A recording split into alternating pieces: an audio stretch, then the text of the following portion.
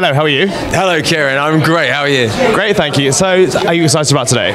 So excited. It's my first lead in a UK independent feature film. Something I'll remember forever. I had such a good time shooting this, and I can't wait to enjoy it. So, tell me more about your character and how fun was it to play your character? Because was this comedic film? Was it quite easy, or did you find it hard at times? For me, I would say it's definitely comedic, sometimes farcical. When I sat down with them originally, with Ray and Mike, I just asked them, how much do you know about my life?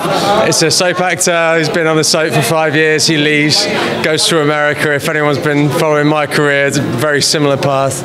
And then he gets a part in a gangster movie, and he enlists the help of his best mate, who is a part of one of London's biggest crime families, to go method, so he can do the best job he can. So what would you say was the most challenging and favourite parts of filming this film? Working with John Hannah was just an absolute joy to watch, to work with, to speak to. So generous as an actor, and also working with Daniel O'Reilly, aka Dapper Laughs, just a force of comedy. Constantly filming for his Instagram and all of his other socials. We really got on like a house on fire, and I think any kind of buddy quest movie, you need your two leads to get on. So I was so relieved when the chemistry was there, and there's a lot of stuff that wasn't in the original script that we kind of put in, starting with the first day. I won't spoil it, but there's a bit of a bromance that goes on in the film. But yeah, it was great to work with him as well. So obviously you've just done another film as well, and with Hollyoaks, how do you pack it all in, or is it?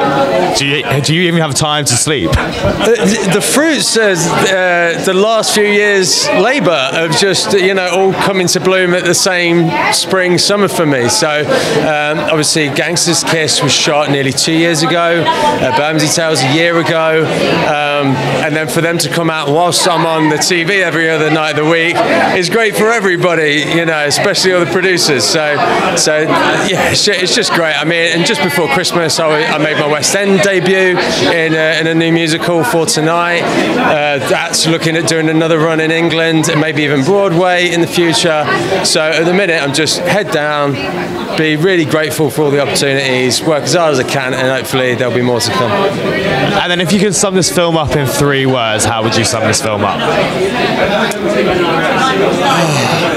Dark, hysterical, and entertaining. And I think that's what we need at the minute. I mean, I love going to the cinema and sitting down for a 3.5 hour long Scorsese extravaganza, but sometimes you just want to go in for that 90 minutes, 100 minutes, have a laugh, have a cry, and come out quoting some of the lines. So hopefully, like the films that have gone before this, the Snatches, the Lock Stocks, very similar cast, people like Vass as well, just been a dream to be in, really. And then lastly, have you got any other projects coming up that you can tell us about, or?